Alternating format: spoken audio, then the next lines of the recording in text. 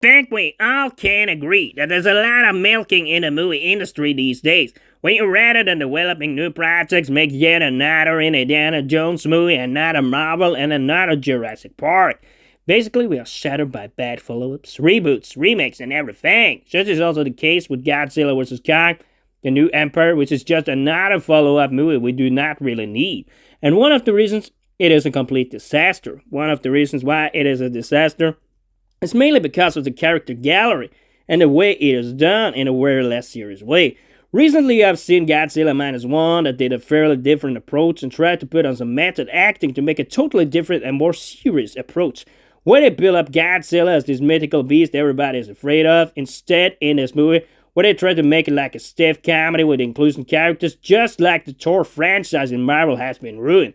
That is more than most shown in the characters played by Rebecca Hall and this podcast guy played by Brian Tyree, because none of them are good actors and just show us the blueprint for how you make a less serious, quite boring movie. Of course, the movie is naturally more about hyping up this companionship between Godzilla and Kong, which are supposed to fight together in this movie. But that do not happen before you have seen a long, boring build-up where basically they just fight together against the Scar King and fight against this beast that used to be an ally of Godzilla, but that is just with 30 minutes left of the movie, when that is actually what reels you into the movie. But no, instead we need to see an ancient boring civilization to support this Inca little girl as the only survivor from an old civilization that they randomly stumble upon in the jungle, supporting the rather dumb, random narrative of this movie. Basically, this could have been speeded up a lot faster, but of course, like in any Marvel movie, they just need to build the emotion between the characters, because that is of course much more important than seeing Godzilla and Kong together on the screen. Nowadays, you need to build something so you can recognize yourself in the characters and make it as emotional as possible, to even make Godzilla and Kong feel more human and like saviors of the planet in a half-hearted, comical way. Of course, this movie may have worked, but for me, it is just another example of how Hollywood makes milking movies such as this. And it gets worse and worse, where you know there will be another movie most likely. And it may have been cool to see Godzilla fight against Kong in the movie right before this one, but at some point, I think they should throw in the carpet. Naturally, also, they try to make it grand and epic and really in visually just like any other milk movie franchise with a high budget.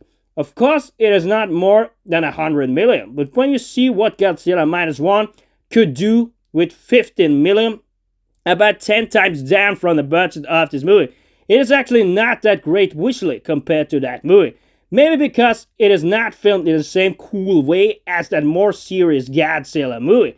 Watching this movie, I didn't really become too surprised after watching it, as these type of movies often are a hotbed for inclusion characters that can't really act. And of course, it may be more about making these monster worlds and research stuff look cool.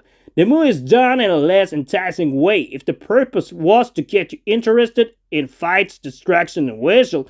But maybe it is all about inclusion and appealing to the fan base.